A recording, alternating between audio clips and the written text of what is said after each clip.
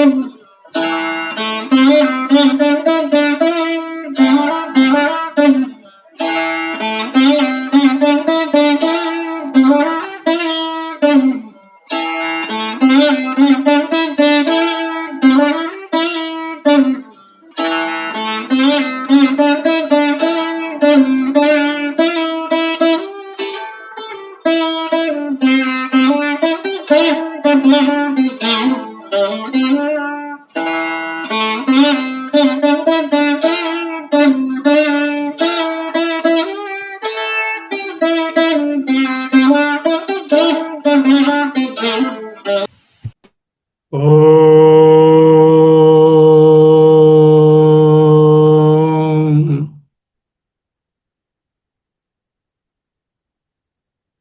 గురుభ్యో నమః. మాండుక్యోపనిషత్తు గౌడపాదీయ కారికా సమేత 156వ భాగంగా అధ్యయనం చేస్తున్నాం. శ్రీమద్ శంకర భగవత్పాద కృత భాష్య సమేత 4వ ప్రకరణము అలాత శాంతి ప్రకరణము. ఈ అలాత శాంతి ప్రకరణంలో మొదట సంబంధ భాష్యాన్ని చూశాము. ఆ తరువాత మొదటి కారికలో ఆది గురువు నారాయణుడు పరబ్రహ్మస్వరూపుడు ద్విపదం వరం అని ఆయనకు నమస్కారం సమర్పించుకున్నాం. ఈనాడు 2వ కారిక చూడబోతున్నాం. ఈ 2వ కారిక ఆరంభానికి ముందుగా మొదటి కారికలో ఏం నేర్చుకున్నామో ఒక్కసారి సంగ్రహంగా చూసి 2వ కారికలోనికి వెళ్ళడము ఆనవాయితీ కదా. జ్ఞానాకాశ కల్పేన ధర్మాన్యోగగణోపమాన్ జ్ఞేయాభిన్నేన సంబుద్ధః తం వందే ద్విపదం వరం. ఆ చైతన్య స్వరూపానికి అందరూ మనసులో నమస్కరించుకోండి. తం వందే ద్విపదం వరం. 3వ అధ్యాయంలో అద్వైత ప్రకరణంలో జీవాత్మ కోణం నుంచి చూశాం. జీవాత్మ కోణంలో జ్ఞానము జ్ఞేయము జ్ఞాత ఒక్కటే అని తెలుసుకున్నాం. అద్వైత జ్ఞానాన్ని అది వెల్లడించబడినది. It is very well revealed and established. జీవాత్మ యొక్క దృష్టి నుండి అద్వైత దర్శనం చేశాము. అంటే త్వం పదార్థం నుంచి చూస్తే ఎలా ఉంటుందో చూశాం. 4వ అధ్యాయంలో చెప్తున్నటువంటి ఈ ప్రార్థనా శ్లోకము పరమాత్మ కోణం నుంచి, అంటే తత్పదార్థం నుంచి. తత్పదార్థము త్వం వైపు చూసినప్పుడు ఎలా ఉంటుంది, త్వం తత్వైపు చూసినట్టు 2 ఉంటాయా? 2 లేవని చెప్పడమే పరమార్థం. త్వం నుంచి చూసినప్పుడు జ్ఞానము జ్ఞేయము జ్ఞాత ఒక్కడే అన్నాం. అట్నుంచి చూసినప్పుడు ఆ పరమాత్మ దృష్టిలో చూసినప్పుడు జీవాత్మ పరమాత్మలు 2 ఒక్కటే అనే సంపూర్ణ దర్శనాన్నే చూపిస్తున్నారు. ఇది అంతిమంగా మనకు అద్వైతాన్ని అందిస్తుంది. 3వ అధ్యాయం అద్వైతాన్ని పరిచయం చేసి నిలిపితే 4వ అధ్యాయమే 4వ అధ్యాయం అద్వైతమే సత్యము, అంతిమ సత్యమని సర్వోన్నత దృక్కోణం నుండి పరమాత్మ స్థాయి నుండి వివరిస్తుంది, నిర్ధారిస్తుంది. ద్వైతవాదులు ఉన్నారు, ఆస్తికులు, సాంఖ్య యోగ వైశేషిక నైయాయికులు మరియు నాస్తికవాదులు, బౌద్ధులు, చార్వాకులు వీళ్ళందరూ ఉన్నారు. వాళ్ళ సమస్య ఏమిటి? తమ సిద్ధాంతాల పట్ల అధికమైనటువంటి పట్టు ఉండి ఒకరితో ఒకరు నిరంతరం విరోధించుకుంటారు, మనఃక్లేశాలను కలిగి ఉంటారు, రాగద్వేషాలతో నిండి ఉంటారు. అద్వైత ప్రతిజ్ఞ ఏమిటి? అద్వైతం ఎవరితోనూ విభేదించదు. ఎందుకు? అక్కడ ఘర్షణ పడడానికి 2వ వస్తువే లేదు, సత్యం ఒక్కటే. ఇదే ఆ వాదాల ఖండన ద్వారా అద్వైతాన్ని మరికొంచెం మన మనసులలో నిలిచేటట్టుగా చేస్తారు. సో గగనోపమాన్, చైతన్యం అనంతమైన ఆకాశం లాంటిది, అద్వైతం ఒక్కటే. అది ఎటువంటిది? గగనోపమాన్, సర్వవ్యాప్తం, అదృశ్యం, కంటికి కనపడినది, దేనితోనూ అంటదు, ఆకాశంలాగా. ఆకాశంలాగే ఇండివిజిబుల్, అవిభాజ్యం, ఆకాశంలాగే అమూర్తం, ఆకారం లేనిది. ఆకాశానికి అద్వైతానికి ఏమిటి సామ్యము? ఒక్కటే, అంతటా ఉంటుంది, కంటికి కనపడదు, దేనితోనే కలుషితం కాదు, విభజించబడదు, ఆకారం లేదు. ఈ లక్షణాలలో చైతన్యము ఆకాశము ఒక్కటే. ఈ సారూప్యత ద్వారా మాండుక్యకారిక అద్వైత తత్వాన్ని అత్యంత సులభంగా గ్రాహ్యం చేస్తుంది. అభేద దర్శనమే మనకు కావాలి. ఆకాశతుల్య పరమాత్మ, ఆకాశం లాంటి పరమాత్మ, ఆకాశం లాంటి జ్ఞానంతో ఆకాశం లాంటి జీవాత్మను తనకంటే అభిన్నంగా వేరు కాకుండా తెలుసుకుంటాడు. ఎందుకు ఆకాశం లాంటి లాంటి అన్నాము? ఆకాశానికి చైతన్యానికి కొంచెం భేదం ఉంది. చైతన్యం కంటే కొంచెం తక్కువ. ఏమిటి? ఆకాశము సంభవము, ఆకాశము సృష్టి, ఆకాశము జడము. చైతన్యము అసంభూతికి సంభూతికి మీదనున్నది. చైతన్యము సృష్టి కాదు, చైతన్యం కార్యము కాదు, కారణము కాదు, కార్యకారణ విలక్షణము. అంతేకాకుండా చైతన్యం అంటేనే చైతన్యము, అది జడము కాదు. ఈ చిన్న స్వల్ప భేదాలు ఉండడం వలన ఆకాశం లాంటి పరమాత్మ ఆకాశం లాంటి జ్ఞానంతో ఆకాశం లాంటి జీవాత్మలను తనకంటే ఎలా తెలుసుకుంటాడు? తనకంటే అభిన్నంగా వేరు కాకుండా తెలుసుకుంటాడు. అటువంటి పురుషోత్తమునికి 15వ అధ్యాయంలో శ్రీకృష్ణుని చెప్పినట్లు 15వ అధ్యాయంలో ఏం చెప్పారు? క్షరపురుషుడు, అక్షర పురుషుడు. క్షరపురుషుడు అంటే ఈ దేహభావంతో ఉన్నటువంటి జీవుడు. అక్షర పురుషుడు అంటే సమష్టి ఈశ్వరుడు. పరమ పురుషుడు లేక ఉత్తమ పురుషుడు అంటే ఈ రెండిటికి పై స్థాయి. ఈ రెండిటిని కూడా చూస్తున్నటువంటి క్షరపురుషుని, అక్షర పురుషుని కూడా తన జ్ఞానంతో తన స్వరూపంగానే చూస్తున్నటువంటి పురుషోత్తముడు. అటువంటి పురుషోత్తముడు ఇక్కడ ద్విపదాంబరం అంటే మానవులలో శ్రేష్ఠుడు, పురుషులలో ఉత్తముడు అని కాదు, ప్రాణులలో ఉత్తమం. ప్రాణులలో 2 అంశాలు ఉన్నాయి. ఒక జడాంశ, ఒక ఉత్తమాంశ, సదంశ, చిదంశ. ఆ ఉత్తమాంశమే పురుషోత్తముడు. మీరు పురుషోత్తముడే, నేను కూడా పురుషోత్తముడే. ఎప్పుడు? దేహభావాన్ని వీడినప్పుడు. గురు పరంపరలకు మూలమైనటువంటి, వేదాలకే గురువైనటువంటి శిష్యుడు, గురువు, విషయము అన్నీ ఆయనే అయినటువంటి అటువంటి ద్విపదాంబరం పురుషోత్తమునకు నమస్కారము. నేను నారాయణాఖ్యం అన్నాము. నారాయణుడు అంటే శ్రీమన్నారాయణుడు, మహావిష్ణువు, వైకుంఠవాసి అనేటటువంటిది కాకుండా ఆయన కూడా పరపురుషుడే, పరబ్రహ్మమే. ఆ తత్వానికి, ఆ రూపానికి అంతర్గతంగా ఉన్న తత్వమే నారాయణుడిని తెలుసుకోవాలి. నారాయణుడి అద్వైత స్థితిలో భేదం లేదు. జ్ఞాత ఈజ్ ఈక్వల్ టు జ్ఞేయం ఈజ్ ఈక్వల్ టు జ్ఞానం, ఐడెంటికలీ ఈక్వల్ టు జ్ఞానం. చైతన్య స్వరూపమై తెలుసుకుంటున్నటువంటి పరపురుషుడు పరమాత్మ చైతన్య స్వరూపమైనటువంటి జ్ఞానంతో తాను చైతన్య స్వరూపులైన సకల జీవులను తెలుసుకుంటాడు. జ్ఞాత, జ్ఞేయం, జ్ఞానం. చైతన్యంతో చైతన్యాన్ని తెలుసుకుంటుంది. అజేనాయం నిపుచ్యతే చిదానంద రూపత్వాత్ దీప్యతే స్వయమేవి. అంతిమ అద్వైత సత్యమేమిటి? జ్ఞానం అంటే అద్వైత జ్ఞానం. జ్ఞేయం జీవ చైతన్యం, జీవదేహాలు కాదు, గగనోపమైనటువంటి జీవ చైతన్యం. జ్ఞాత పురుషోత్తముడు, ఆయనకే నారాయణాఖ్యం. చిన్న పేరుతో పిలవాలంటే నారాయణ అని పిలుచుకోవచ్చు, ఈశ్వర అని పిలుచుకోవచ్చు. ఆకాశతుల్య పరమాత్మ ఆకాశతుల్య జ్ఞానంతో ఆకాశతుల్య దీవాత్మలను దర్శించాడు. అంటే ఎన్నయ్యండి? ఆకాశతుల్య క్యాన్సిల్ చేసేస్తే పరమాత్మ జ్ఞానంతో జీవాత్మను దర్శించాడు. అంటే పరమాత్మ అనే జ్ఞానము, జ్ఞేయమైన జీవాత్మ ఒక్కటే. గౌడపాదులు ఇంత క్లిష్టమైనటువంటి శ్లోకంతో ఎందుకు ప్రారంభించారు? దీని వెనుకనున్న ఆంతర్యం ఏమిటి? 4వ అధ్యాయం అలాత శాంతి ప్రకరణం ఒక ప్రధాన ఉద్దేశాన్ని ఒక మచ్చుగా, పరిశోధన సారాంశంలాగా, ఒక సమరిగా మొదటి శ్లోకంలోనే చెప్పారు. ఇక్కడ ఏం బోధించబోతారు? జ్ఞాత, జ్ఞేయం, జ్ఞానం ఒక్కటే. సవిశేష జ్ఞానంలో ప్రమాత, ప్రమేయము, ప్రమాణము వేరుగా ఉండి తీరుతాయి.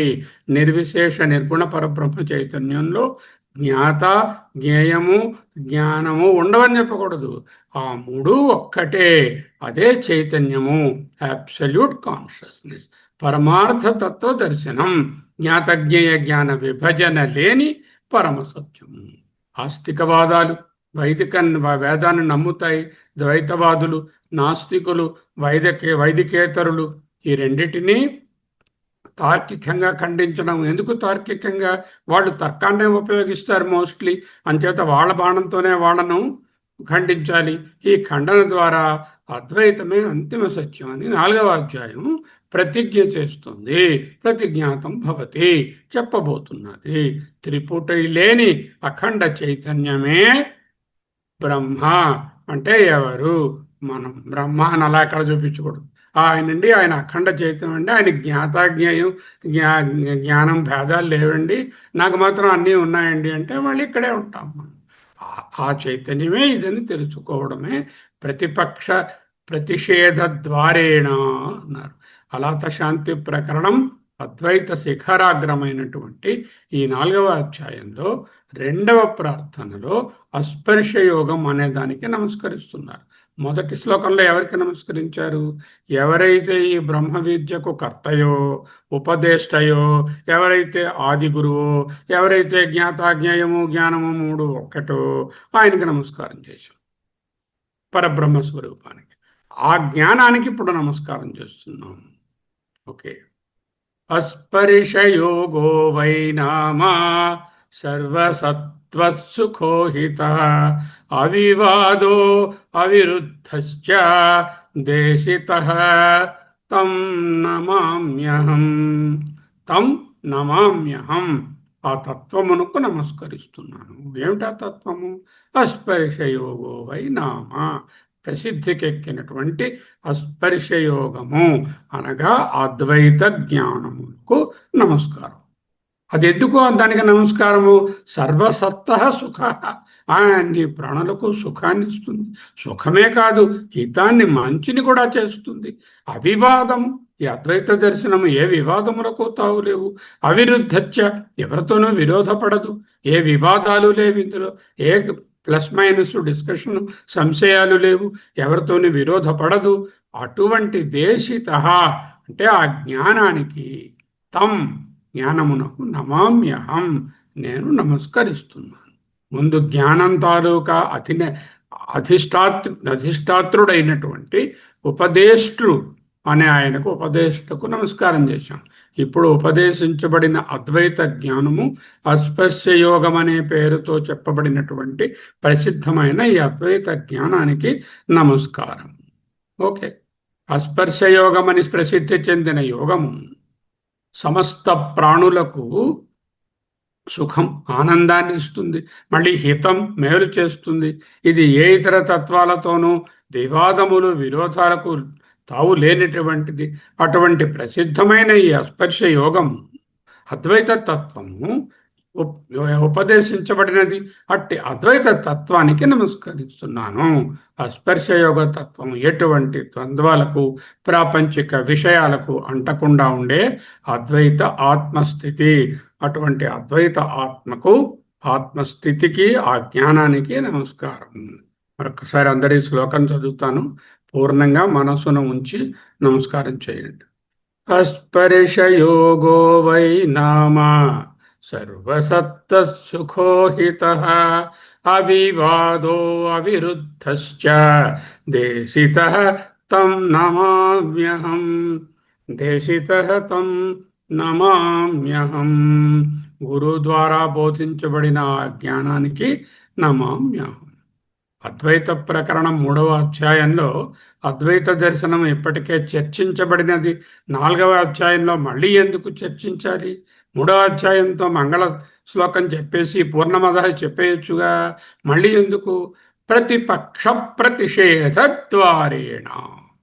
3వ అధ్యాయంలో అద్వైతం మాత్రమే వెల్లడించబడింది.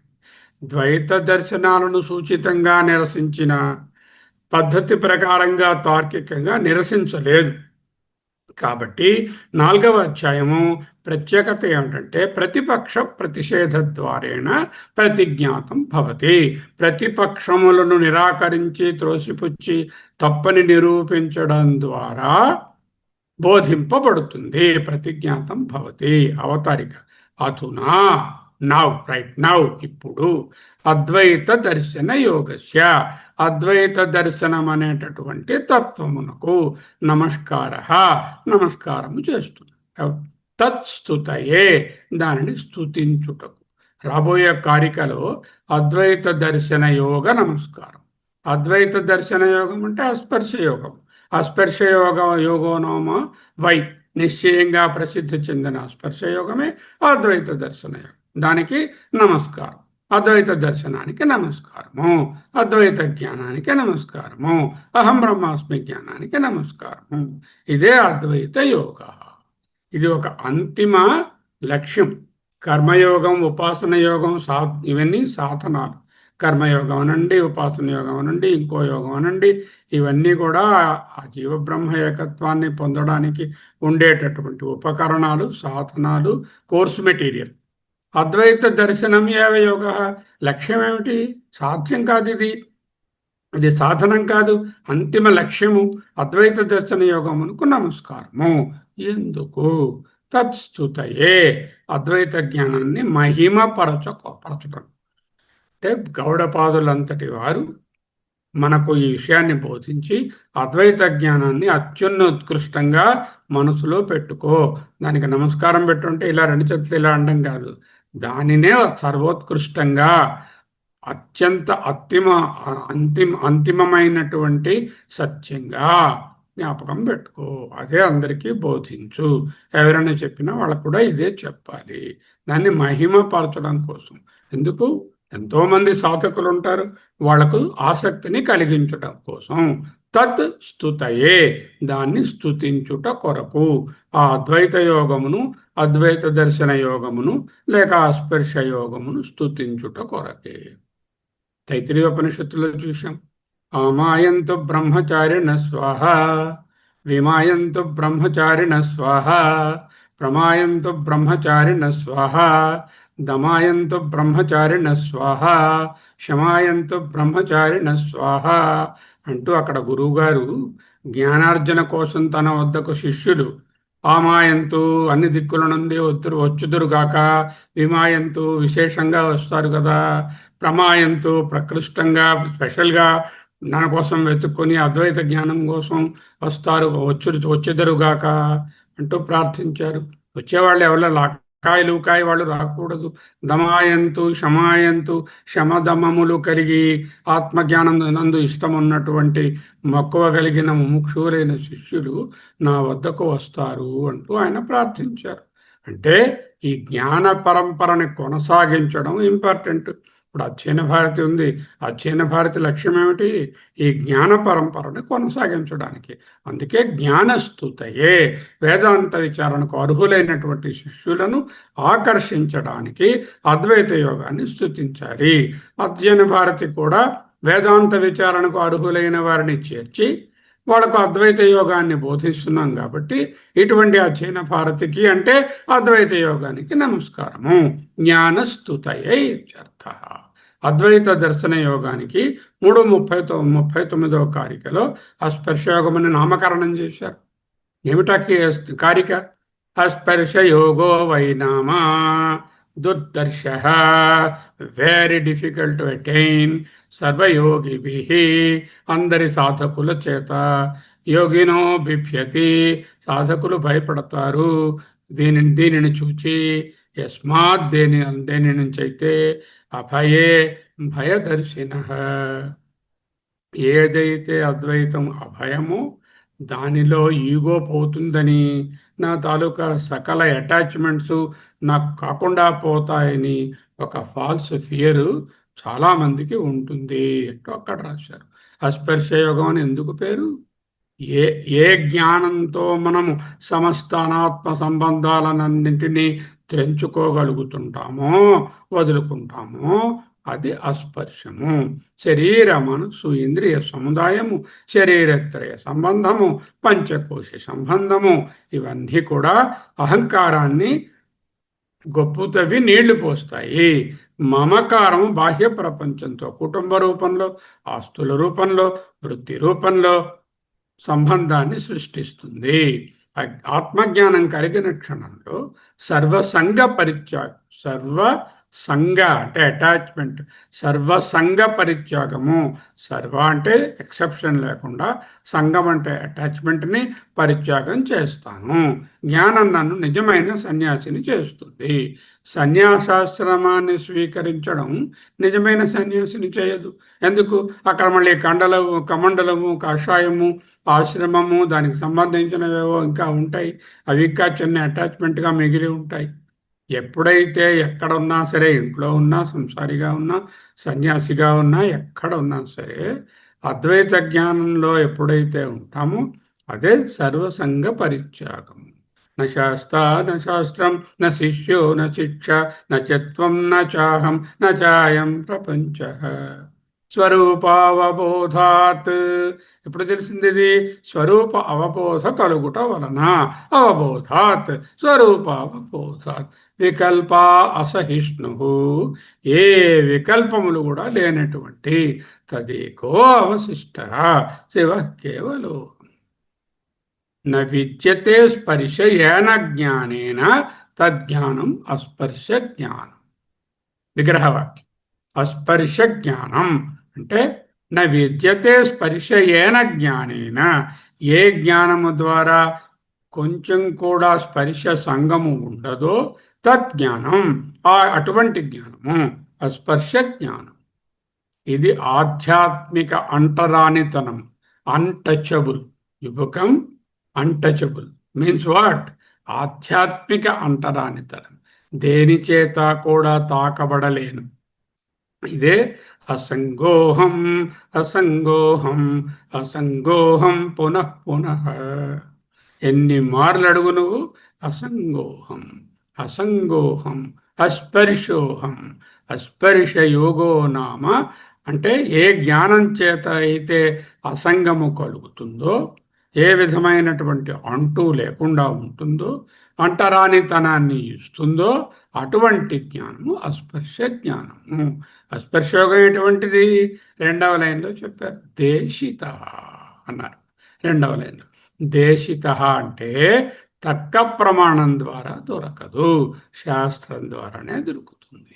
దేశిత అంటే దేశికుని చేత ఉపదేశించబడినటువంటి శబ్ద ప్రమాణము జ్ఞానం ద్వారా అని అర్థం. దేశిత. దేశిత అంటే దేశికుని వలన. దేశికుని వలన ఎలా వస్తుంది? ఆయన దేశిత అంటే శాస్త్రాన్ని ఉపదేశిస్తారు, తర్కంతో కాదు. వేదాంతము తర్కమును చాలా సెకండరీగా వాడుతుంది, ప్రైమరీగా శబ్ద ప్రమాణమే. శృతిమతస్తర్కోనుసంధీయతం. శృతికి అనుగుణంగా ఉన్న తర్కాన్నే తప్ప దుస్తర్కాచు విరమ్యతాం. శృతికి బాహ్యంగా ఉన్న తర్కాన్ని చక్కగా వదిలిపెట్టు. సాధన పంచం. నైష తర్కేణ మతిరాపనేయ ప్రోక్తాన్యేనైవ సుజ్ఞాయ ప్రేష్ట. కఠోపనిషత్తు. నైష తర్కేణ మతిర్ ఆపనేయ. తర్కత్వం మనసుతో దొరకదు. ఎంత గొప్ప గురువు చెప్పినా కూడా తర్కంతో తెలియదు. సాంఖ్య యోగ న్యాయ వైశేషిక బౌద్ధాలన్నీ తర్కం మీద ఆధారపడి ఉంటాయి. జ్ఞానం యొక్క మహిమ ఏమిటి? సరే, ఇది తర్కం మీద ఆధారపడదు.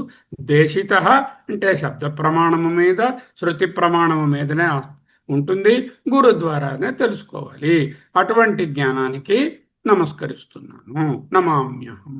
ఎందుకు నమస్కరిస్తున్నానో కొన్ని కారణాలను చెప్తున్నారు. సర్వసత్వ సుఖ. సత్వ అంటే జీవ అని అర్థం. అన్ని ప్రాణులు, సర్వప్రాణులకు, అనుచరులందరికీ ఆనందాన్ని ఇస్తుంది.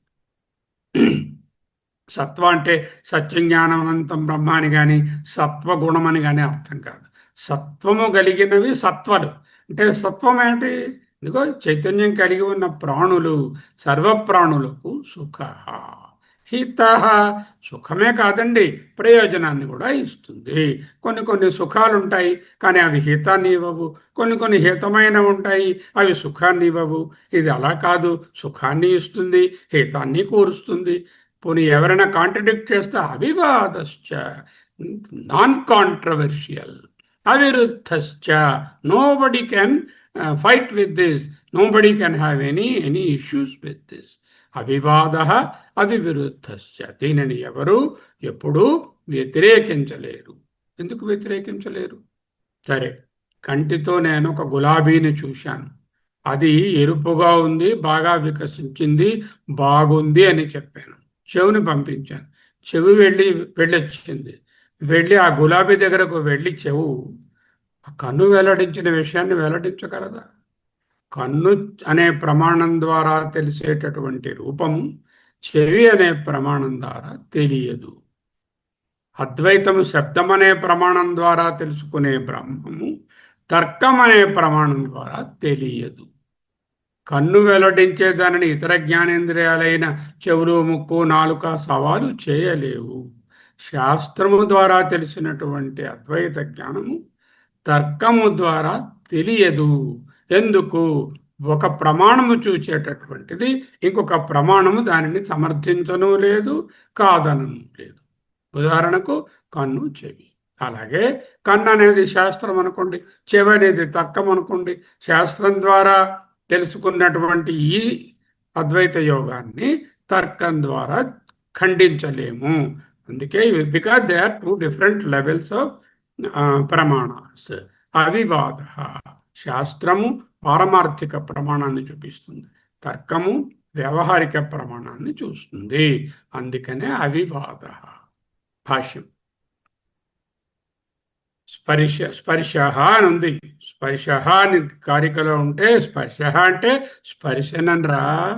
స్పర్శనం సంబంధ, సంబంధం న విద్యతే యస్య యోగస్య కేనచిత్ కదాచిదపి సహ అస్పర్శ యోగ. హీఈస్ డిఫైనింగ్ అస్పర్శ యోగ. స్పర్శ అస్పర్శ యోగో వైనామ అని ఉంది కదా. అందులో ఆ స్పర్శ అనే దానిని తీసుకొని వివరించి అస్పర్శ యోగానికి వ్యుత్పత్తి చెప్తున్నారు. స్పర్శ స్పర్శనం, ముట్టుకోవడం అంటే సంబంధం. నా విద్యతే లేనే లేదు. యస్య దేనికైతే, యోగస్య ఏ జీవబ్రహ్మ ఏకత్వంలో అయితే స్పర్శనం అనే సంబంధం లేదు. ఎప్పుడు లేదు? కేనచిత్ ఎప్పుడూ లేదు. కదాచిత్ ఎవరికి లేదు.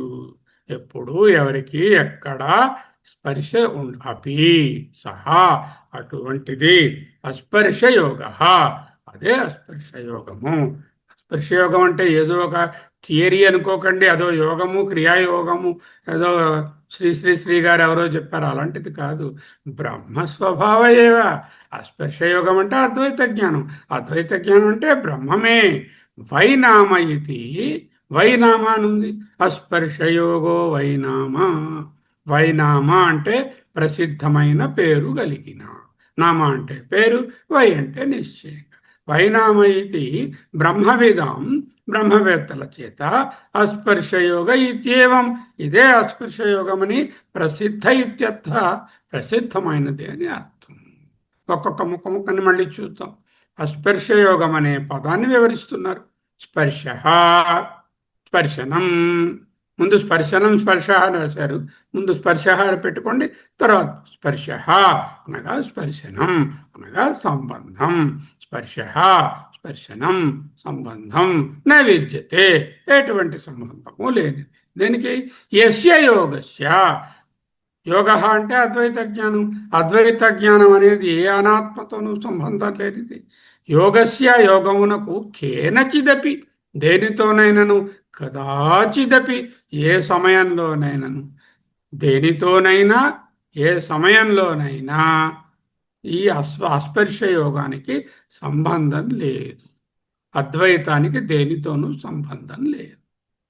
సరే, మనకు సంబంధం ఉందా లేదా? ఇప్పటి వరకు మూర్తి గారు మీకు ఏదైనా సంబంధం ఉందా లేదా? ఇప్పటి వరకు నాకు జ్ఞానం తర్వాత నేను సంబంధాన్ని వదులుకుంటున్నానండి. ఇప్పటి వరకు నాకు అన్ని సంబంధాలు ఉన్నాయి, తర్వాత జ్ఞానం కలిగిన తర్వాత ఈ సంబంధాలు వదులుకుంటున్నాను అని కాదు. జ్ఞానానికి ముందు కూడా మనకు సంబంధం లేదు. జ్ఞానానికి ముందు కూడా నాకు సంబంధం లేదు. కానీ జ్ఞానానికి ముందు నాకు ప్రపంచంతో సంబంధం ఉన్నది. ఈమె నా భార్య, ఇది నా ఇల్లు, వీడు నా పిల్లలు, ఇది నా భారతి అంటూ వేరువేరుగా నేను అనుకుంటున్నాను. ఇప్పుడు నాకు ఎవరితోనూ సంబంధం లేవని తెలుసుకున్నాను. కదాచిదపి కేనచిదపి అంటే నీకు ఇప్పుడు సంబంధపడి ఉన్నావని అనుకుంటున్న సమయంలో కూడా ఆత్మగా నీకు దేనితోనూ సంబంధం లేదు. అయితే అది తెలియలేదు, కవర్ అయిపోయింది, మరుగున పడిపోయింది. నిజంగా జ్ఞానం కలిగిన తరుణంలో సంబంధం లేదు నాకు మొదటి నుంచి అనే విషయమే కంటిన్యూ అవుతుంది. దేనితోనూ ఎప్పుడైనాను కదాచిదపి కేనచిదపి సంబంధం లేదు. సహా అస్పర్శ యోగ. Can you understand the definition of అస్పర్శ యోగ సో క్రిస్టల్ క్లియర్లీ? సహా అది అస్పర్శయోగ. అస్పర్శయోగము. అస్పర్శయోగం అనగానేమి? యస్య యోగస్య ఏ యోగమునకైతే కేనచిదపి దేనితోనైనను కదాచిదపి ఎప్పుడైనను నా స్పర్శ విద్యతే నా సంబంధ విద్యతే దేనికైతే సంబంధం లేదో, స్పర్శ లేదో అస్పర్శయోగం. అద్వైత జ్ఞానానికి అంటే అస్పర్శయోగమన్నా అద్వైత యోగమన్నా ఒక్కటే. ఎటువంటి సంబంధాలు లేవు. ఆత్మకు ఎటువంటి సంబంధము లేదు. తురియానికి ఎటువంటి సంబంధము లేదు. బ్రహ్మకు ఎటువంటి సంబంధము లేదు. అద్వైత జ్ఞానం వ్యావహారికమా పారమార్థికమా? అద్వైత జ్ఞానము వ్యవహారంలో రవిప్రకాష్ గారు మీకు సంబంధాలు ఉన్నాయా? గ్యారంటీగా ఉన్నాయి. పారమార్థికంగా సంబంధాలు ఉన్నాయా అద్వైత జ్ఞానంలో? లేవు. అంటే అద్వైత జ్ఞానం పారమార్థికము, వ్యవహారంలోనే సంబంధాలు. Only transactional reality. There is no absolute reality in any of these attachments are సంబంధాస్. We have several attachments. మీరు లెక్క చూసుకుంటే అంతులేనని సంబంధాలను లిస్టు రాయవచ్చు. ఇవన్నీ కూడా వ్యవహారాలే. సహ అస్పర్శయోగ. సరే, అస్పర్శయోగం అనే ఓ యోగం ఉందండి, దీనికి ఎవరితోని సంబంధం లేదు, ఎప్పుడు ఎవరి ఏ కాలంలోనూ సంబంధం లేదు, అది నేను నేర్చుకుంటాను కాదురన్న. అదే బ్రహ్మ ఏవ. అస్పర్శయోగ బ్రహ్మ స్వభావ ఏవ. అదే బ్రహ్మము, అదే ఆత్మ. అస్పర్శయోగం అన్నా ఆత్మజ్ఞానం అన్నా ఒక్కటే, అద్వైత ఆత్మజ్ఞానం అన్నా ఒక్కటే. వైనామా అని ఉంది. వైనామా అంటే బ్రహ్మవిదాం, బ్రహ్మవేత్తలకు అస్పర్శయోగ ఇత్యేవం ప్రసిద్ధ ఇత్యర్థ. అస్పర్శయోగము కేవల అద్వైత విద్యా జ్ఞానం మాత్రమే కాదు. అదేదో విద్యా జ్ఞానము పుస్తకాల్లో ఉంది. అస్పర్శయోగము ఓ బుక్ కొనుక్కుందాం, అస్పర్శయోగం అనే పుస్తకంలో చదువుకుంటే అస్పర్శయోగం అక్కడ తెలుస్తుంది, అలా కాదు కదా. అది బ్రహ్మస్వభావ ఏవా. బ్రహ్మస్వభావమే అద్వైతము. అద్వైత జ్ఞానము లక్ష్యార్థం ఏమిటి? అద్వైత జ్ఞానం అంటే తురియాత్మ, అస్పర్శయోగం అంటే తురియాత్మ. వైనామా అంటే ప్రసిద్ధ ద్యోతత, ప్రసిద్ధి చూపించబడుతుంది. వైనామానంలో ప్రసిద్ధి ద్యోతత. బ్రహ్మజ్ఞానం పండితులలో అస్పర్శయోగ అని బాగా ప్రసిద్ధి చెందింది. పండితులలో మనం ఏంటంటాం? అద్వైత జ్ఞానం అని అంటాం. కానీ కొంతమంది పండితులు అస్పర్శయోగం అంటే ఇది అంటారు. అంటే ఏమిటి? తత్వజ్ఞానం, ఆత్మజ్ఞానం అని అర్థం. వైనామ అంటే ప్రసిద్ధి. బ్రహ్మవిదాం వేదాంత పండితులకు అస్పర్శయోగ ఇత్యర్థ. క్లుప్తంగా ప్రసిద్ధమైన అద్వైత ఆత్మజ్ఞానమే అస్పర్శయోగము అని అర్థం. One line. వాట్ ఈజ్ అస్పర్శయోగ? అస్పర్శయోగమే అద్వైత జ్ఞానం. అది బ్రహ్మము కంటే వేరు కాదు. ఇది ప్రసిద్ధమైన బ్రహ్మమే ఇది. నెక్స్ట్ పార్ట్ భాష్యంలో సహచ. ఈ అస్పర్శయోగం తాలూకా గ్లోరిఫికేషన్ ఏమిటేమిటి? దాన్ని తత్స్తుతయే అన్నారు కదా, దాన్ని స్తుతించాలి. ఏమిటి ఆ స్తుతి? ఏమిటి ఆ మహిమ అద్వైత జ్ఞానానికి? సర్వసత్వ సుఖ భవతి కశ్చిద్. ఈ భవతి కశ్చిద్ అన్నది సర్వసత్వ సుఖకి పెట్టుకోవచ్చు, అత్యంత సుఖ సాధన విశిష్టకి చెప్పుకోవచ్చు. అటువంటి పదాన్ని దేహళి దీప దర్శన న్యాయము అంటే గడపయందుంచిన దీపము వలె. సచ సహచ అంటే సహచ ఆ అద్వైత యోగము స్పర్శ యోగము సర్వసత్త సుఖ భవతి కశ్చిద్. ఈ వీళ్ళు వాళ్ళు అని వ్యత్యాసం లేకుండా ఎవరికైనా సర్వసత్వ సుఖం. సత్వ అంటే జీవులు, అన్ని ప్రాణులకు సుఖాన్ని కలిగిస్తుంది. అత్యంత సుఖ సాధన విశిష్ట. అత్యంతమైనటువంటి సుఖ సాధనము విశిష్టమైనటువంటి సుఖము. ఏదైనా ఒకటి ఊహించుకోండి మీ ఇష్టం. అన్నిటికన్నా ఇది నాకు ఎక్కువ సుఖం ఉంటుంది. కొడుకుని ఆలింగనం చేసుకుంటే నాకు అన్నిటికంటే ఎక్కువ సుఖంగా ఉంటుంది అన్నారనుకోండి. అనుకోండి, అది అత్యంత సుఖం అనుకోండి, అది కూడా దుఃఖ స్వరూప. అది కూడా దుఃఖాన్ని కలిగిస్తుంది. మీరు అత్యంత సాధన విశిష్టము ఏదైనా ఒక వస్తువు, ఒక వ్యక్తి, ఒక అనుభవము ఏదైనా నీకు చాలా సుఖాన్ని ఇస్తుందంటే అది కూడా అపి దుఃఖ స్వరూప భవతి కశ్చిత్. ఈ భవతి కశ్చిత్ దానికి కూడా పెట్టుకోవచ్చు. అది కూడా ఎటువంటిదైనా కశ్చిత్ అది భవతి దుఃఖ స్వరూప భవతి, దుఃఖ స్వరూపం అవుతుంది. అంటే భవతి కశ్చిత్ సచ సహచ సర్వత్ర సుఖ భవతి కశ్చిత్ అత్యంత సుఖ సాధన విశిష్ట అపి దుఃఖ స్వరూప భవతి కశ్చిత్. రెండు చోట్ల రాసుకోవచ్చు. యథా ఎలాగ ఉదాహరణ ఇస్తున్నారు. యథా తప తపస్సు వలే. అయం తు నా తథ. ఇది అటువంటిది కాదు. అయం అంటే ఇదో ఇది అస్పర్శయోగం, అద్వైత యోగం, ఆత్మజ్ఞానం, బ్రహ్మ ఆత్మ. నా తథ అటువంటిది కాదు. కిం తర్హి మరి ఎటువంటిది? సర్వసత్వానాం సత్వానాం సుఖ. సహజ అంటే ఈ అద్వైత జ్ఞానం. సర్వసత్వ సత్వం అంటే ప్రాణి, జీవి. సత్వము గలది సత్వము. సత్వగుణం అని కానీ సత్యం జ్ఞానం అనంతం బ్రహ్మని కాదు. సత్వం అంటే ఇక్కడ ప్రాణి. ఇంతకుముందు ధర్మ అన్నారు. ధర్మ శబ్దంలో ముందు శ్లోకంతో ప్రాణి జీవాత్మ అని చెప్పారు. ఇక్కడికి వచ్చేసరికల్లా సత్వం అంటే ప్రాణి. సర్వసత్వం సమస్త జీవరాశి, సమస్త మానవ జాతి. మానవులకు మాత్రమే జ్ఞాన సాధ్యము, జీవించే మానవులందరికీ అని చెప్పుకోవచ్చు. సుఖ చాలా ఆహ్లాదకరమైనది. అద్వైత జ్ఞానం ఆనంద స్వరూపం. శాస్త్రంలో రకరకాల తపస్సులు, నియమాలు చెప్పారు. అవి కూడా కొంత ఆనందాన్ని ఇస్తాయి, ఎప్పుడో పుణ్యాన్ని ఇస్తాయి.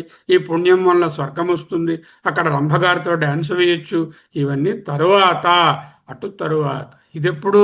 ఇది ఇప్పుడే సుఖము అటు తరువాత కాదు. ప్రస్తుతం దుఃఖం, తరువాత సుఖం. తపస్సు ఉందనుకోండి, తపస్సు చేయవయ్యా రావణాసురుడిలాగా 10 సంవత్సరాలు. ఎవరు చేయగలరండి 10 సంవత్సరాలు తపస్సు? ఎంత కష్టం. ఆ తర్వాత వరం వస్తుందో తెలియదు. ఆ వరం వచ్చినా కూడా అది మళ్ళీ ఆపేక్షికమే అవుతుంది. అంచేత ఏ సాధన అయినా దుఃఖకరంగానే ఉంటుంది. ఆ ఆచరణ సమయంలో నియమాలు సుఖంగా ఉంటాయా, దుఃఖంగా ఉంటాయి? ఏది?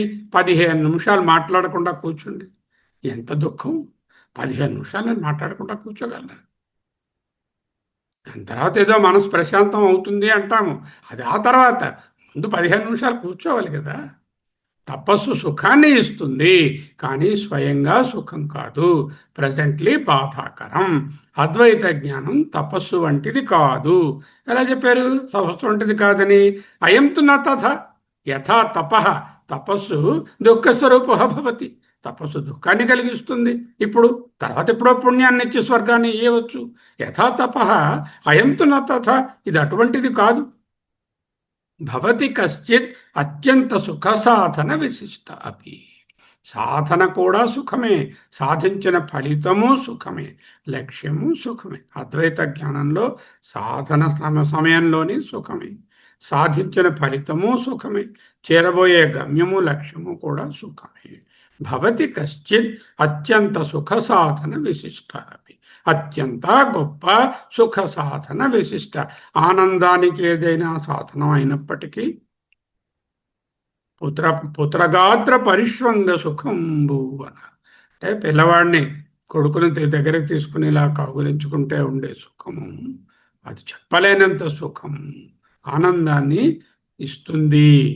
అయినప్పటికీ దుఃఖ రూప. ఎందుకు? వాడు అమెరికా వెళ్ళిపోతున్నాడు రేపు పొద్దున్న, అక్కడి నుంచి దుఃఖం. ఎప్పుడు వస్తాడో మళ్ళీ దశరథ మహారాజు గారి సీను.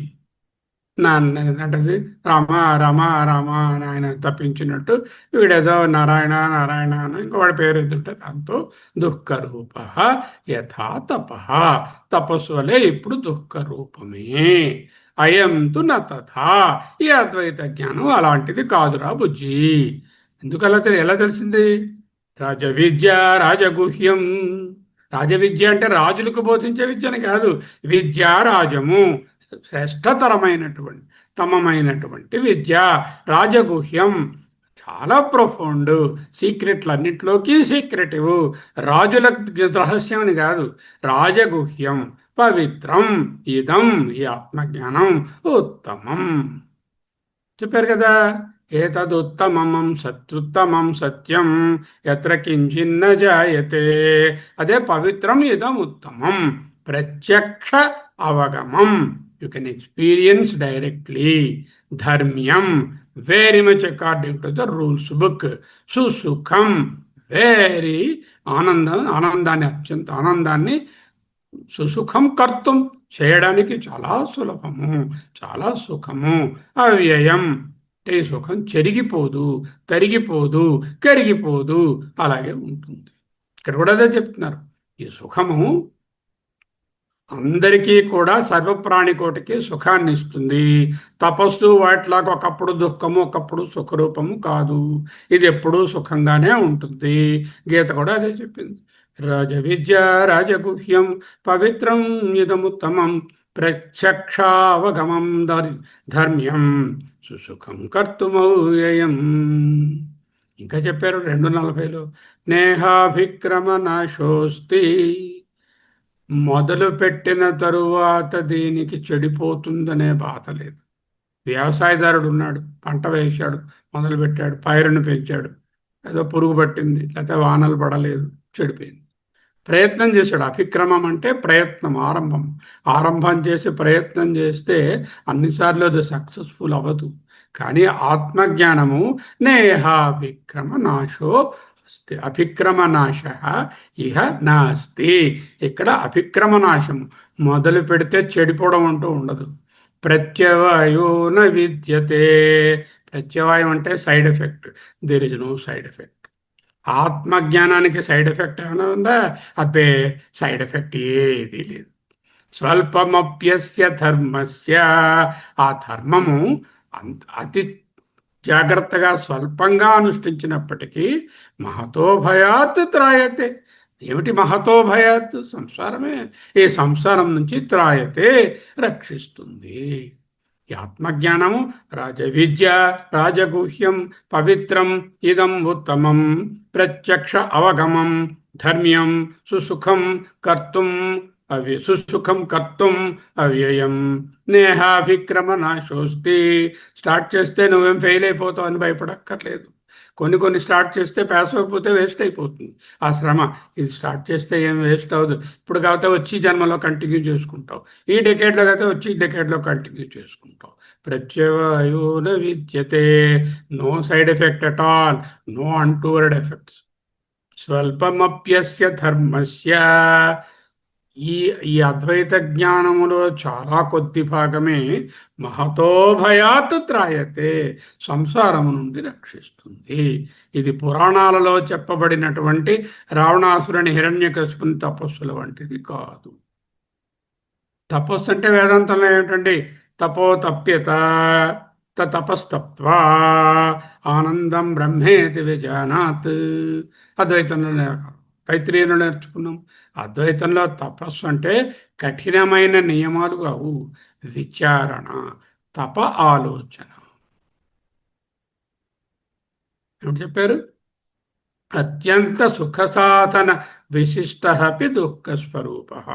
అత్యంత సుఖకరమైనటువంటి విషయాలు కూడా దుఃఖస్వరూపమే భవతి కశ్చిత్. ఎలాగా? యథా తప. తపస్సు ఏమైనా సులభం అనుకుంటున్నావా? ఎంత దుఃఖం, తర్వాత ఏదో వస్తుందో చస్తుందో. అయంతున తథా, ఆత్మజ్ఞానం అటువంటిది కాదు. మరి ఎటువంటిది? కిం తర్హి, ఆత్మజ్ఞానం ఎటువంటిది? సర్వసత్తానాం సుఖ. అందరి ప్రాణులకు సుఖకరమైనది, మానవులందరికీ కేవల సుఖం. సరే, ఇంకా ఏముంది? తదైహ భవతి కశ్చిత్ విషయ ఉపభోగ సుఖో నహిత. చూడండి, ఇతర మార్గాల ద్వారా రకరకాల ఆనందాలు ఉన్నాయి కదా. నేను చక్కగానేమో పేకాటలాడుకుని డబ్బులు సంపాదించుకుని కబుర్లు చెప్పుకొని లేకపోతే మందు కొట్టుకుంటూ తిరుగుతూ ఉంటే ఆనందంగా ఉంటుంది కదా. నాకెందుకండి అద్వైత జ్ఞానం? దీని పక్కన నేను ఎందుకు రావాలి? లేకపోతే మరో రకమైనటువంటి సుఖం నాకేదో కలుగుతుంది. డబ్బు సంపాదించుకుని పోగేసుకుని రోజు అకౌంట్లు లెక్క పెట్టుకుంటుంటే స్టాకులు పెరిగాయో చూసుకుంటుంటే నాకు ఎంత ఆనందంగా ఉన్నది. అవన్నీ ఆనందాలు ఇస్తాయి నాన్న, మంచివి కావురా. ఆ ఆనందాలు మంచివి కావు, మంచివి కావు. ఆ సుఖాలన్నీ ఆరోగ్యమైన సుఖాలు కావు. ఎందుకు మంచి సుఖాలు కావు? తథాహి, అయినప్పటికీ కశ్చిత్ భవతి విషయోపభోగ. ఏదో ఒక విషయోపభోగం దుఃఖం లేకుండా ఉండే సుఖాన్ని మాత్రమే ఇచ్చేది ఉందే అనుకో.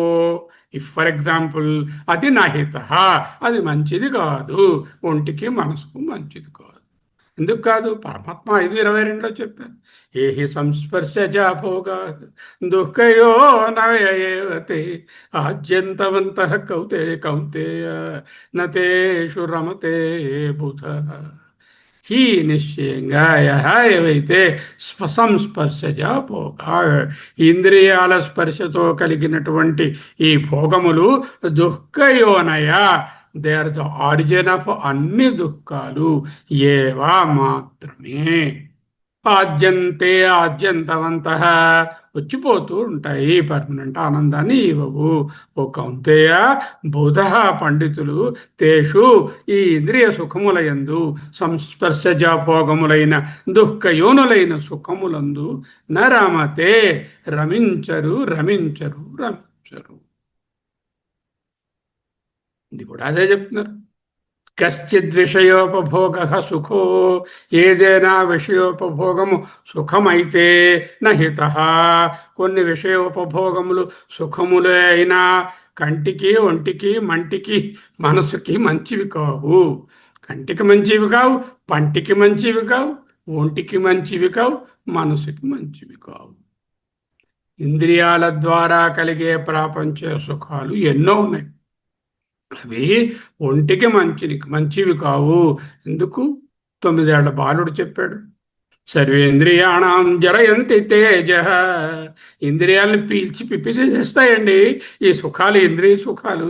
ఆలోచించండి, ఇంద్రియ సుఖం హాయిగా ఎంజాయ్ చేశాడు. 2 నెలలు అయింది, HIV పాజిటివ్, తర్వాత ఎయిడ్స్, ఇప్పుడు ట్రీట్మెంట్లో ఉన్నాడు. ఏమవుతాడో తెలియదు. ఏమైనా బాగుందా?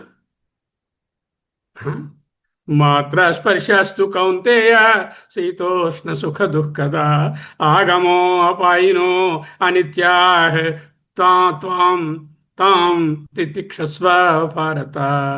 మాత్ర స్పర్శాస్తు కౌంతేయ, ఇవి ఇంద్రియాలు, ఈ శబ్దస్పర్శాది రసగంధ తన్మాత్రలు స్పర్శ మోదంతో కలవడం వలన వస్తాయి సుఖాలు.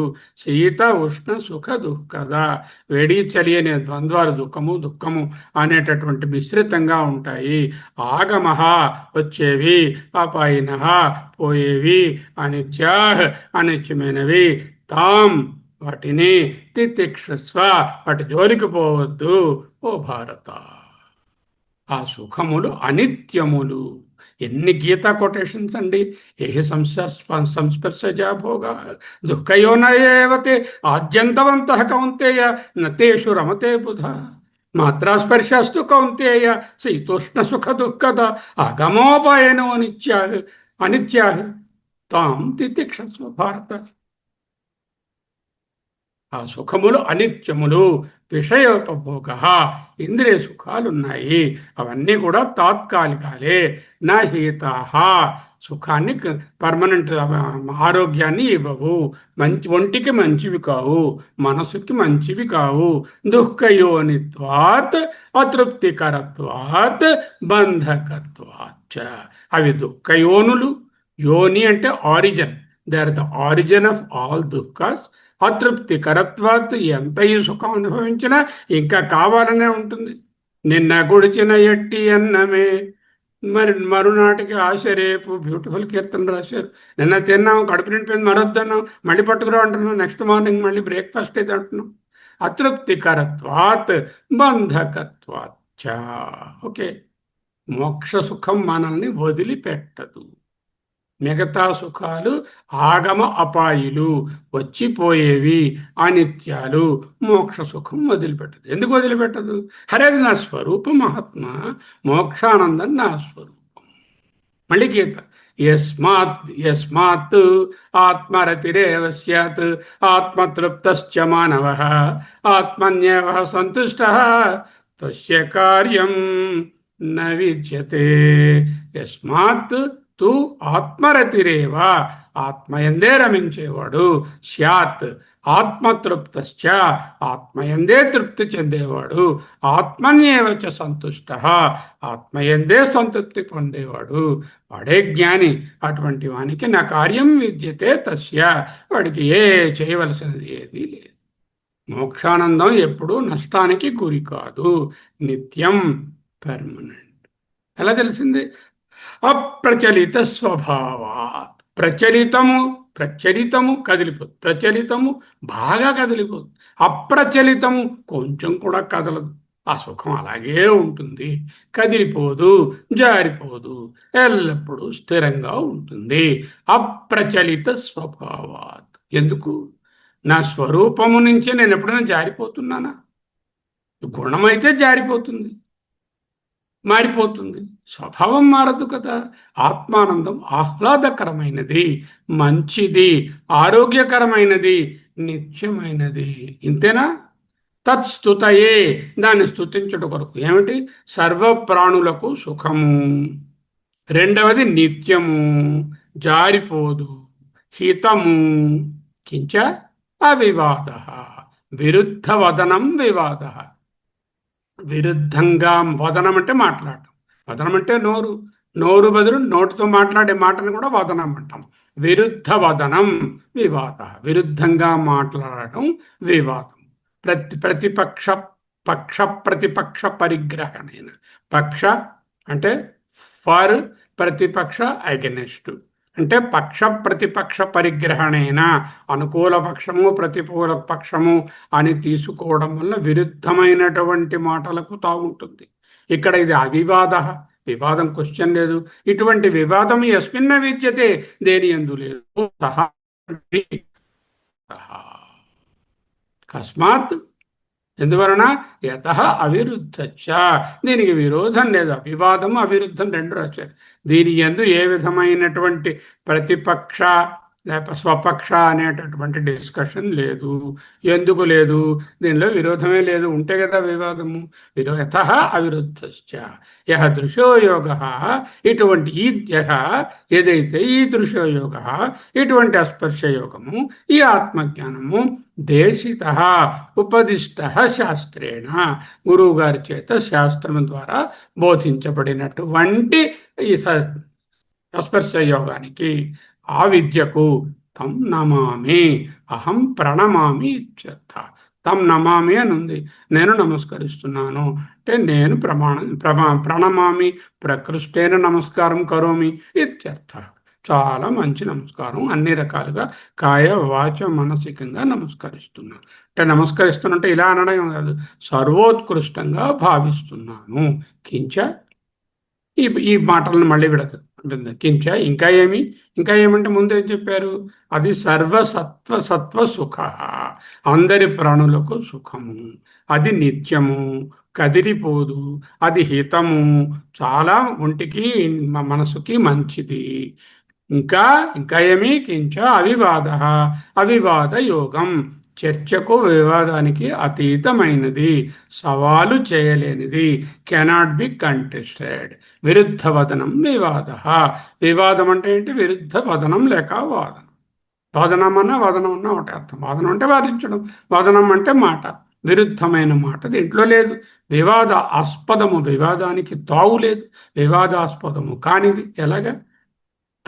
పక్ష ప్రతిపక్ష గ్రహణేన, పక్షము అనుకూలంగా వాదించడం, ప్రతిపక్షం వ్యతిరేకంగా వాదించడం, యస్మిన్న విద్యతే, దేనిందైతే స్వపక్షము పరపక్షము నా పార్టీ ఆపోజిట్ పార్టీ అనేటటువంటివి లేవో యస్మిన్న విద్యతే, అద్వైతంలో ఇవి సాధ్యం కావు. కాబట్టి కించ అవివాద అవిరుద్ధశ్చ. ఇంకా ఏమిటి దాన్ని, కస్మాత్ అవిరుద్ధశ్చ, అద్వైత జ్ఞానంలో విరుద్ధమైన అభిప్రాయాలు ఉండలేవు. ఎందుకు ఉండవు? అద్వైతంలో విరుద్ధం ఎందుకు ఉండదు? అద్వైతంలో భిన్నమైన అభిప్రాయం ఉండడానికి అక్కడ రెండో వస్తువు లేదు. అద్వైతంలో చూసేవాడు చూడబడేది అనే ద్వంద్వమే లేదు, త్రిపుటే లేదు. ప్రమాత ప్రమేయ ప్రమాణ విలక్షణం. రెండవ కారణం, అద్వైతం శాస్త్రం ద్వారా వెల్లడించబడినది. తర్కశాస్త్రాలన్నీ ఆత్మను గురించి మాట్లాడలేవు, అనాత్మ గురించి మాట్లాడతాయి. ప్రత్యక్ష ప్రమాణం అనాత్మ గురించి మాట్లాడుతుంది. అనుమాన ప్రమాణం కూడా వస్తువుల గురించి, అనుమాన ప్రమాణం కూడా అనాత్మ గురించే మాట్లాడుతుంది. ఒకరు ఆత్మను గురించి మాట్లాడుతున్నారు, ఎవరు? అద్వైతి. మరొకరు అనాత్మ గురించి మాట్లాడుతారు. ఎందుకు? వాళ్ళు తర్కాన్ని తీసుకున్నారు. తర్కము, అనుమానము, ప్రత్యక్షము అనాత్మ గురించి చెప్తాయి. ఆత్మజ్ఞానము ఆత్మ గురించి బోధిస్తుంది. ఒకరు ఆత్మ గురించి, ఇంకొకరు అనాత్మ గురించి. ఇంక వైరుధ్యం ఎక్కడ ఉందండి? ఆయన టాపిక్ వేరు, ఈయన టాపిక్ వేరు. టాపిక్ ఒకటే అవుతాం, డిస్కషన్. వేర్వేరు టాపిక్స్ అయితే వైరుధ్యమే లేదు కదా. చూడండి, స్వసిద్ధాంత వ్యవస్థాసు ద్వైతినో నిశ్చితా దృఢం పరస్పరం విరుధ్యంతే తైరయం న విరుధ్యతే. మూడులో 17వ కార్యం. స్వసిద్ధాంత వ్యవస్థాతు, వాళ్ళ సిద్ధాంతముల యందు ద్వైతులకు దృఢం నిశ్చిత, దృఢమైన పట్టుదలతో కూడిన నిశ్చయం ఉంటుంది. అందువలన పరస్పరం విరుధ్యంతే, ఒకదాంతో ఒకటి కొట్టుకుంటారు. తైహి, వాళ్ళతో అయం, ఈ ఆత్మజ్ఞానము నా విరుధ్యతే, విరోధించదు అంటూ 3:17లో చెప్పారు. ఆత్మదర్శనం వారెవరితో విభేదించదు. అద్వైతికి అంతా బ్రహ్మస్వరూపమే కాబట్టి ఎలాంటి సంఘర్షణ ఉండదు. ఈ దృశ్యయోగ, ఇటువంటి వివాదరహితమైన, ఆరోగ్యకరమైన, ఆహ్లాదకరమైన, సుఖకరమైన, జారిపోనటువంటి అద్వైత జ్ఞానము తర్కశాస్త్రం ద్వారా లభించలేదు. Not by ordinary methods of తర్క అండ్ ఆల్ దీస్ థింగ్స్. దేశిత అంటే బోధించబడినది, వెల్లడించబడినది. ఎవరు వెల్లడించారు? శాస్త్రేణ, అంటే ఏ దోషం లేని అపౌరుషేయ ఉపనిషత్ ప్రమాణం ద్వారా, భగవంతుడి నుంచి వస్తున్న ప్రమాణం. మీరు ఏ విషయాన్నైనా టీవీలోనూ, మీడియాలోనూ, పేపర్లోనూ చూశారనుకోండి, అది ఎవరో కోన్ కిస్కా రాసినటువంటి విషయం. అందులో అదంతా ఏదో ప్రత్యక్షమో అనుమానమో ఇటువంటి ప్రమాణాల అపౌరుషేయంగా పరమాత్మ చెప్పి వాక్యాలు కావు కదా, వాటికి ఎలాగో తీసుకుంటారు వాటిని. ఇది అపౌరుషేయ ప్రమాణం నుంచి, శాస్త్రం నుంచి, గురు ద్వారా వెల్లడించబడినది. యో బ్రహ్మాణం విదధాతి పూర్వం, ఏ బ్రహ్మ పరబ్రహ్మ అయితే మొట్టమొదట అందరికీ వెల్లడించారు అంటూ శ్లోకం చదువుకుంటున్నాం కదా. దేశిత ఉపదిష్ట శాస్త్రేణ, శాస్త్రము ద్వారా బోధించబడినది. అద్వైత జ్ఞానం తర్కం కాదు. తం, అటువంటి అద్వైత శాస్త్రానికి నమామి, నమస్కారం, అహం ప్రణమామి ఇత్యర్థ.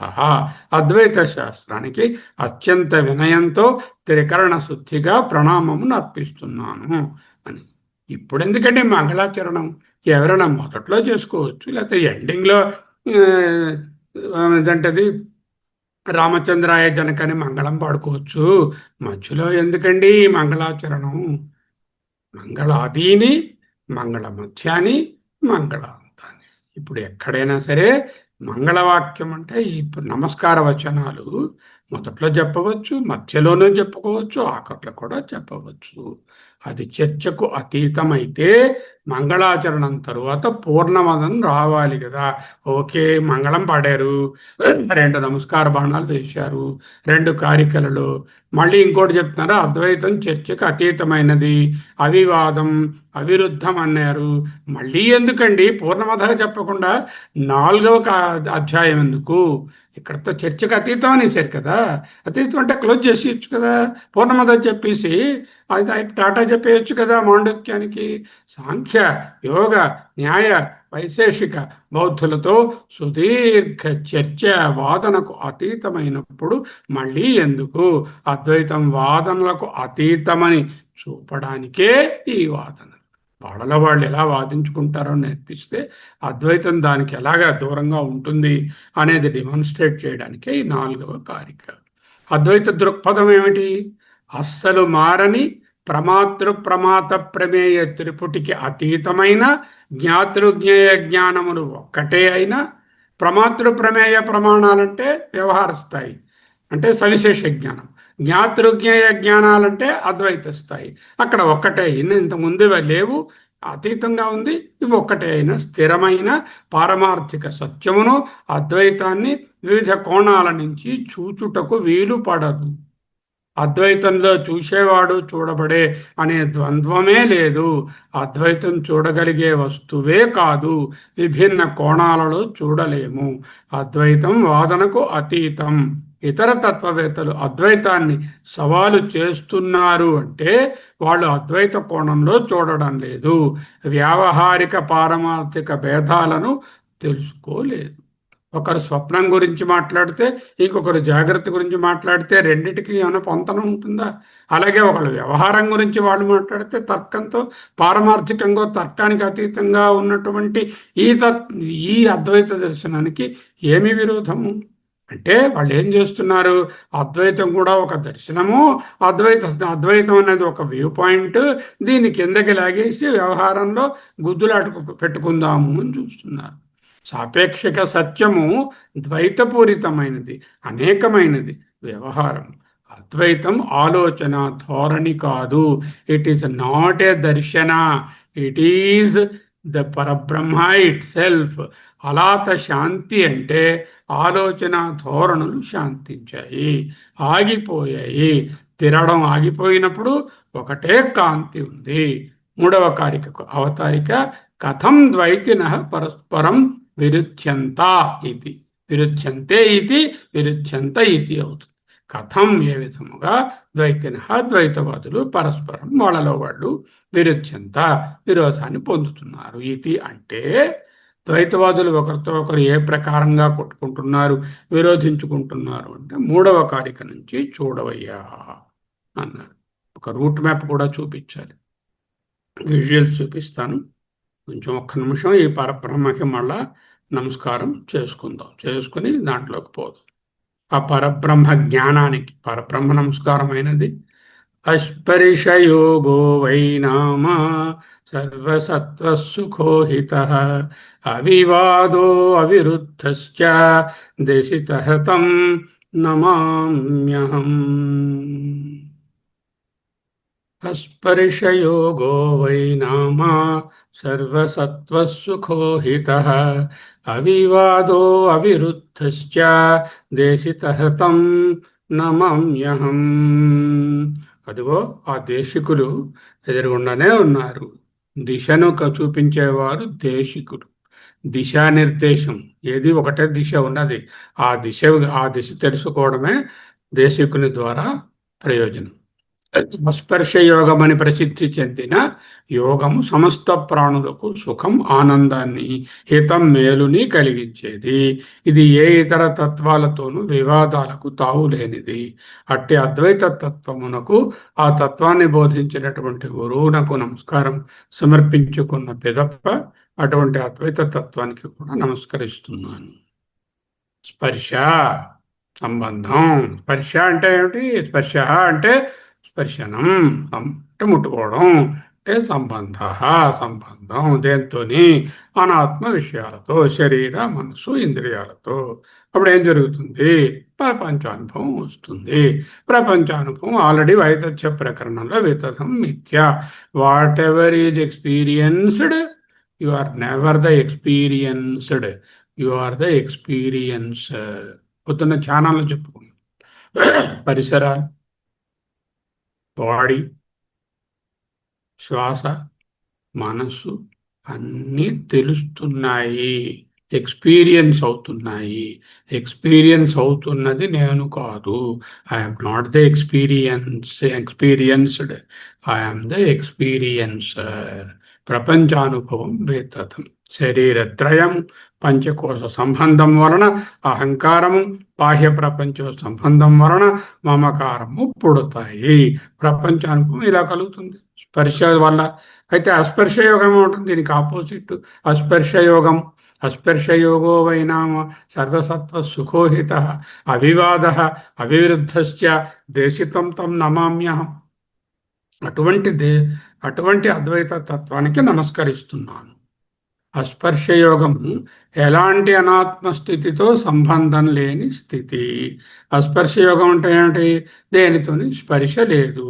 స్పర్శ అంటే ఏమిటి? సంబంధము, కాంటాక్ట్, దాంతో కలిసి ఉండడము అది లేదు. సర్వసత్వ సుఖోహిత. సర్వసత్వ అంటే సమస్త ప్రాణులకు సుఖము, ఆనందాన్ని ఇస్తుంది. హిత మేలు కూడా చేరుస్తుంది. అది నాట్ ఓన్లీ సుఖము బట్ ఆల్సో ఆనందం. అంతేకాదంటే అవివాద అవిరుద్ధ. ఇతర తత్వాలతో వివాదం లేదు. Not a cannot be contested, not a point to be discussed. దేశిత అంటే కేవలం తర్కంతో కాదు, శాస్త్రంతో బోధించబడింది. శాస్త్రం అంటే బ్రహ్మ, శాస్త్రం అంటే అపౌరుషేయమైన ఉపనిషత్ శాస్త్రం అనే అర్థం. ఓకే. అస్పర్శయోగం దేనితోనూ సంబంధం లేని స్థితి. దీనినే ఆధ్యాత్మిక అంటరానితనము. అన్ని కాంటాక్ట్స్ షాటర్ అయిపోయాయి. జ్ఞానానికి ముందు కూడా ఆత్మకు దేనితోనూ సంబంధం లేదు, కానీ సంబంధం ఉందని భ్రమించాం. ఎన్నాళ్ళు ఏంటి, నాకు అన్ని సంబంధాలు ఉన్నాయి. వాళ్ళు ఎవరండి? ఆయన మా సంబంధి అండి, మా బంధువులండి. బంధించేవారు బంధువులు. ఎవరు? పుత్రధార బాంధవ, బంధువులు, పుత్రుడు, పుత్రిక, ఇవన్నీ సంబంధం ఉందని భ్రమించాం. కానీ అసంగోహం అసంగోహం అసంగోహం పునః. నిజానికి వాస్తవానికి నేను అసంగ ఆత్మను, దేని చేత తాకబడలేను. సమస్త అనాత్మ విషయాలతో సంబంధాలను వదులుకోవడమే యోగం. సంబంధం వదులుకుంటే ఆల్రెడీ అసంగోహం ఉండనే ఉంది. పంచకోశాలు అహంకారాన్ని సృష్టిస్తాయి. కుటుంబము, ఆస్తులు, వృత్తి మమకారాన్ని సృష్టిస్తాయి. అద్వైత జ్ఞానంలో, స్పర్శ యోగంలో ఆత్మకు ఎటువంటి సంబంధము ఉండదు, తుర్యానికి ఎటువంటి సంబంధము ఉండదు. చూడండి, ఆత్మ సెంటర్లో ఉంది. ప్రపంచం, దాంతో సంబంధాలు, శారీరకమైనటువంటి సంబంధాలు, మానసికమైన సంబంధాలు, పంచకోశాలు ఉన్నాయి శరీరము మనస్సులో, వాటితో కలిగినటువంటి సంబంధాలు, ఇవన్నీ అహం మమని సృష్టిస్తాయి. ఆ సంబంధాలు లేకపోవడమే అస్పర్శ అంటే అసంబంధ. సంబంధం లేకపోవడమే అస్పర్శ యోగం. ఓకే. Second level. ఎందుకు అస్పర్శ యోగాన్ని స్తుతించాలి? ఎందుకు అంత గొప్పది? సర్వసత్వ సుఖం మరియు హితం. సర్వసత్వ సుఖం హితం. సర్వసత్వ సుఖం యూనివర్సల్ ప్లస్. మానవ జాతికి సర్వసత్వం ఆహ్లాదకరమైనది. అద్వైత జ్ఞానం ఆనంద స్వరూపము. సాధన సుఖమే, అంతిమ లక్ష్యం కూడా సుఖమే. హితం. కొన్ని సుఖాలు తాత్కాలిక మరియు తాత్కాలికంగా సుఖంగా ఉన్నా హానికరంగా ఉంటాయి. యోగము హితము అంటే సంపూర్ణమైన శ్రేయస్సు మరియు ఆరోగ్యకరమైన ఆనందాన్ని ఇస్తుంది. హిత శాశ్వతమైన మేలు కూరుస్తుంది. ప్రపంచ సుఖాలు విషయోపభోగములు, ఇంద్రియాల ద్వారా కలిగేవి తాత్కాలికం, ఆ కాలమునందు మాత్రమే ఉండేవి. తాత్కాలికము అంటే అది అర్థం. ఏదైతే తత్కాలంలో ప్రబోధే సత్యవద్భాతి, ప్రబోధే సతి అసద్భవేత్, స్వకాలే సత్యవద్భాతి. ఆ తాత్కాలికంగా సుఖంగా ఉంటాయి. దుఃఖానికి కారణాలు దుఃఖయోనాయవతే. ఇవి సుఖమే అయినా హితం కాదు. మోక్ష సుఖము ఎప్పటికీ నష్టం కాదు. ఎందుకంటే అది నా స్వభావము కనుక. నిత్యం అప్రచలిత స్వభావం. అప్రచలితం అంటే జారిపోదు, కదలదు, స్థిరము. ప్రాపంచిక భోగాలు, సాధన దశలో సుఖం, అంతిమ ఫలితము హానికరం, స్వభావం అనిత్యం, తపస్సు అనుభవ దశలో కష్టము, అంతిమ ఫలము స్వర్గాది సుఖాలు, స్వభావము పరిమితము, ఫేడవే ఓవర్ టైం, మళ్ళీ వెనక్కి వచ్చేయాలి. అస్పర్శయోగము సాధనలోని సుఖమే, అంతిమ ఫలితము పరమహితం, సుఖము హితం నిత్యం. ఇతర మార్గాలు ఆనందాన్ని ఇస్తాయి కానీ ఆరోగ్యకరమైనవి కావు. అస్పర్శయోగం మాత్రమే సాధనలోనూ లక్ష్యంలోనూ కూడా ఆనందాన్ని హితాన్ని కూడా ఇస్తుంది. నిత్యము మరియు అప్రచలిత స్వభావము, అన్వేవరింగ్ నేచర్, పర్మనెంట్. ఇతర మార్గాల ద్వారా వచ్చే ఆనందాలు జారిపోతాయి. ఆద్యంతవంతః కౌతే కౌంతేయ నతేషు రమతే పుతః. కానీ మోక్ష సుఖము మనల్ని వదిలిపెట్టదు. ఎందుకంటే ఆనందం అనేది బయట నుండి రాలేదు, నా స్వరూపము కనుక. యస్మాత్తు ఆత్మరతిరేవ స్యాత్ ఆత్మతృప్తశ్చ మానవః ఆత్మన్యేవ చ సంతుష్టః తస్య కార్యం న విద్యతే. ప్రతిపక్ష వాసనలు ఎక్కడ సాధ్యము? ద్వైతంలో సాధ్యం. ఎందుకు? ద్వైతం వ్యవహారంలో ఉంటుంది, అక్కడ అనేక విషయాలు ఉంటాయి, అవి తర్కంతో కొట్టుకోవచ్చు. అద్వైతము ఇక్కడ ప్రమాత, ప్రమాణము, ప్రమేయము అనేటటువంటివి లేవు. ద్వైతంలో ప్రమాత, ప్రమేయము, ప్రమాణము వేర్వేరుగా ఉంటాయి కాబట్టి విరుద్ధం సాధ్యం. అద్వైతంలో ప్రమాత, ప్రమాణ, ప్రమేయాలు లేవు. అంటే సవిశేష జ్ఞానం గురించి మాట్లాడటం లేదు, జ్ఞాతృజ్ఞేయ జ్ఞానాలు ఒక్కటే అయిపోయాయి. అద్వైతంలో భిన్న భిన్న అభిప్రాయాన్ని కలిగి ఉండడానికి అక్కడ రెండవ వస్తువు అంటే జ్ఞాతాజ్ఞేయము జ్ఞానము ఒక్కటే అయిపోయాయి. త్రిపుటి లేదు కనుక వాదన లేదు, సవాలు చేయలేనిది. ఓకే. ద్వంద్వాతీత స్థితిలో వివాదం ఎలా ముగుస్తుంది? జ్ఞాత, జ్ఞానం, జ్ఞేయం అద్వైతంలో ఒకటే అయిపోయాయి. అదే ఆది గురువు. అద్వైతంలో చూసేవాడు, చూడబడేది అనే ద్వంద్వమే లేదు, త్రిపుటి లేదు. అద్వైతానికి అంతా బ్రహ్మమే స్వరూపం, సవాలు చేయడానికి ఇతరమేది లేదు. ఎత్ర సర్వం ఆత్మైవ అభూత్ తత్ర కేన కిం పశ్యేత, కేన కిం విజానీత, కేన కిం మన్యేత. అంతా ఆత్మ అయినప్పుడు ఎవరు దేనితో దేనిని విరోధిస్తారు, ఎవరు దేనితో దేనిని వివాదిస్తారు, ఎవరు దేనితో దేనిని సవాలు చేస్తారు? ఓకే. ద్వైతాలు తమలో తాము పోరాడుకుంటాయి, అద్వైతం అందరినీ గుండెల్లో చేర్చుకుంటుంది. సాపేక్షక సత్యం ద్వైతపూరితమైనది, అనేకమైనది. ఇతర తత్వవేత్తలు అనాత్మ గురించి వాదించుకుంటున్నారు. అద్వైతి అంతా ఒక్క బ్రహ్మస్వరూపమే కాబట్టి ఎలాంటి సంఘర్షణ ఉండదు. పరస్పరం విరుచ్యంతే తైహి అయం న విరుచ్యతే. వాళ్ళలో వాళ్ళు విరోధం పెట్టుకుంటారు.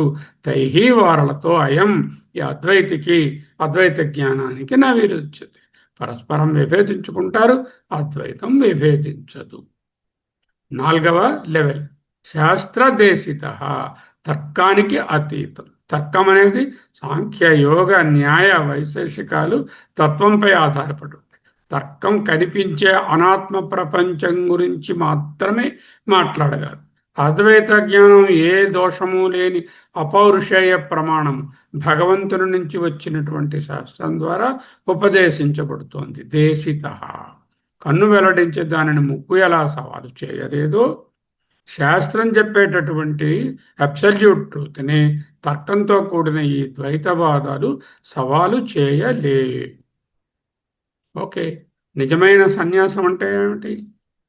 సర్వ సంగ పరిత్యాగం. సర్వ ఎక్సెప్షన్ లేకుండా అన్ని, సంగము అటాచ్మెంట్, స్పర్శ అది లేకపోవడమే అస్పర్శ. పరిత్యాగం అంటే అస్పర్శ. అస్పర్శ యోగమే సన్యాసము. సన్యాసాశ్రమాన్ని స్వీకరించడం, వస్త్రాలు మార్చడం నిజమైన సన్యాసిని చేయదు. ఆత్మజ్ఞానం కలిగిన క్షణంలోనే పరిపూర్ణ సన్యాసం సిద్ధిస్తుంది. న శాస్త్ర న శాస్త్రం న శిష్యో న శిక్ష శివ కేవలోహం. ఇది ఒక సాధన కాదు. అద్వైత యోగము అస్పర్శ యోగము ఒక సాధన కాదు, ఒక దర్శనము కాదు, ఒక వే ఆఫ్ థింకింగ్ కాదు. సాక్షాత్ బ్రహ్మస్వరూప ఏవ, బ్రహ్మమే. అస్పర్శ యోగము ఇది ఈక్వల్ టు బ్రహ్మ. బ్రహ్మవిదాం వేదాంత పండితులు ఈ అద్వైత తత్వమే హర్ష అస్పర్శ యోగంగా అస్పర్శయోగో వై నామ ప్రసిద్ధి చెందినది. అస్పర్శయోగము కేవల ఒక విద్యా జ్ఞానము లేక సాధనము కాదు. అందుకే నైషా తర్క మతిరేపేన మతిరాపనేయ అని, తర్వాత ఏమో నా నా ఆత్మ ప్రవచనేన లభ్య నా బహునా శృతేన అని, పఠంతు శాస్త్రాన్ని యజంతు దేవాన్ కుర్వంతు కర్మాణి భజంతు దేవత అని రకరకాలుగా ఇది ఒక సాధన కాదు, ఒక విద్య కాదు, ఒక దర్శనం కాదు, ఒక వే ఆఫ్ థింకింగ్ కాదు. ఇట్ ఈస్ పరబ్రహ్మమే. బ్రహ్మ స్వభావమే అద్వైతము. అది ఏ యోగం. అద్వైత జ్ఞానం యొక్క లక్ష్యార్థము వాచ్యార్థము స్పర్శ లేదు అని చెప్తే లక్ష్యార్థం ఏమిటి? తురియ ఆత్మ అని అర్థం. అంటరానితనం, అస్పర్శ, శాశ్వత ఆనందము, సుఖము. అంతేకాకుండా ఇది హితము, సుఖము హితము, వేద ప్రమాణం నుంచి వచ్చింది. దేశితము, అవివాదము, అవిరోధము, వివాదరహితము. అదే తురీయ బ్రహ్మ, తురియం లేక బ్రహ్మ స్వభావము. ఈ 4 లక్షణాలు ఒక మార్గము యొక్క గుణాలు కావు. It is not a way and these are the attributes of that way. ఇవి సాక్షాత్తు గమ్యము, బ్రహ్మ యొక్క నిర్వచనము. ఇక్కడ సాధనము, సాధ్యము, గమనము, గమ్యము, పాత్, గోలు ఒక్కటే. తత్స్తుతయే, అద్వైత జ్ఞానాన్ని మహిమపరచడం కోసం. ఈ నమస్కారము సాధన కొరకు కాదు, అద్వైత జ్ఞానాన్ని కీర్తించి ఆసక్తి ఇతరుల యందు కలిగించడానికి. ఉత్తమ బ్రహ్మచారులను ఆకర్షించి ఆమాయంతో బ్రహ్మచారిణ స్వహ, విమాయంతో బ్రహ్మచారిణ స్వహ అంటూ చెప్పుకున్నాం కదా. వేదాంత విచారణ మరియు జ్ఞాన పరంపరను నిరంతరం కొనసాగించడానికి చేసే మంగళాచరణం. మంగళాదీని, మంగళ మధ్యాని, మంగళాంతాని. అలాత శాంతి, చలనం లేని జ్యోతి. అలాత శాంతి అంటే గిరగిరా తిరుగుతున్న ఫైర్ బ్రాండ్ కాగడ దివిటి నిప్పు కణిక ఆగిపోవు. తిరగడం ఆగిపోయినప్పుడు భ్రాంతి తొలగిపోయి నిశ్చితమైన కాంతి మిగులుతుంది. అదేవిధంగా మనసు యొక్క ఆలోచన ధోరణులు శాంతించినప్పుడు మిగిలే ఆ కేవల అద్వయ ఆత్మస్థితియే అస్పర్శ యోగం. సో ఈ సమరీ స్లైడ్ ఏం చెప్తుందో చూడండి. మాండూక్య కారికలోని అలాంత శాంతి ప్రకరణంలో వివరించబడిన అద్వైత ఆత్మస్థితి ఇది ఏ బాహ్య విషయములతో సంబంధం లేని కేవల ఆనంద స్వరూపమైన పరమార్థ సత్యాన్ని బోధిస్తుంది. అద్వైత యోగ, అద్వైత శిఖరం అస్పర్శయోగం. అస్పర్శయోగం మూలతత్వం ఏమిటి? పరిపూర్ణ అసంగత్వం. అసంగోహం అసంగోహం పునః.